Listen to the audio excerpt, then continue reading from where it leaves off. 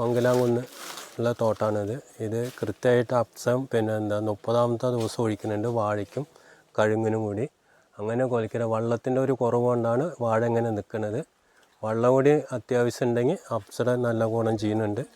അതേപോലെ വേറൊരു തോട്ടം കൂടി ഞാൻ നനയ്ക്കുന്നുണ്ട്. അതിൽ തെങ്ങിന് അപ്സ ഒഴിച്ചു കൊടുക്കുന്നുണ്ട്. പൂക്കല കൊഴിയായിരുന്നു, അപ്പോൾ ആ കൊഴിച്ചിൽ നിന്നിട്ടുണ്ട്. 1 മാസമായിട്ടുള്ളൂ അവരോട് പറഞ്ഞ് ഒഴിപ്പിച്ചിട്ട്. അപ്പോൾ അടുത്ത ഇനിയൊരു 10 ദിവസം കൂടി കഴിഞ്ഞാൽ അവിടെ വീണ്ടും ഒഴിക്കാറായിട്ടുണ്ട്. നല്ല രാധാകൃഷ്ണൻ, പാലക്കാട് തച്ചമ്പാറയാണ്. ഇത് തണ്ടുകാനം 6 മാസം കൊണ്ടൊന്നും ഇത്രയും തണ്ടുകാനത്തിൽ ഒരു കഴുങ്ങ് വന്നിട്ടില്ല. ഞാൻ കുറേ കാലമായി കൃഷി ചെയ്യുന്ന അട്ടപ്പാടി കൂടെയൊക്കെ നമുക്കറിയാം, പക്ഷെ ഇതുപോലെ വന്നിട്ടില്ല. ആദ്യം ഇതിങ്ങനെ പറഞ്ഞപ്പോൾ ഞാൻ വിചാരിച്ചു, എനിക്ക് അത്ര വിശ്വാസമൊന്നും ഉണ്ടായിരുന്നില്ല. അപ്പോൾ ഞാനിത് ഉപയോഗിച്ചുകൊണ്ടിരിക്കുമ്പോൾ നമുക്ക് കാണുന്നുണ്ട് റിസൾട്ട്. പച്ചക്കറിക്ക് ഒഴിച്ചു കൊടുത്താൽ നല്ല ഇത് വളർച്ച വരുന്നുണ്ട്, കായഫലം വരുന്നുണ്ട്.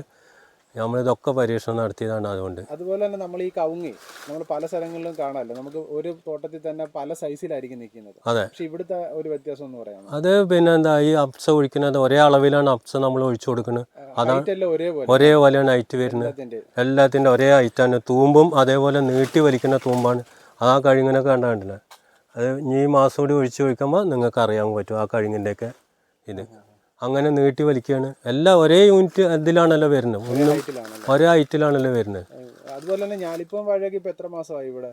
7.5 മാസം. 7 മാസമായിട്ടുള്ളൂ. പക്ഷെ കൊലയായി മൂത്തു, ചിലതൊക്കെ മൂത്തു. അതെ അതെ, വാഴയും എല്ലാം, വാഴയും അതുപോലെ പൂവൻ വാഴയുണ്ട്, നേന്ത്രവാഴയുണ്ട്. പക്ഷെ അതിന്റെ കായൊക്കെ ഒരേ യൂണിറ്റിലാണ് വരുന്നത്, ഒരേ ഷേപ്പിലാണ് വരുന്നത്. അതായത് ഇതിന്റെ പ്രത്യേകത. നമ്മളെല്ലാ മാസവും ഒഴിച്ചു കൊടുക്കുന്നുണ്ട്, വാഴയ്ക്കും കഴുങ്ങിനും വലിയ തെങ്ങിനും എല്ലാം ചെടികൾക്കും ഒഴിച്ചു കൊടുക്കാറുണ്ട്.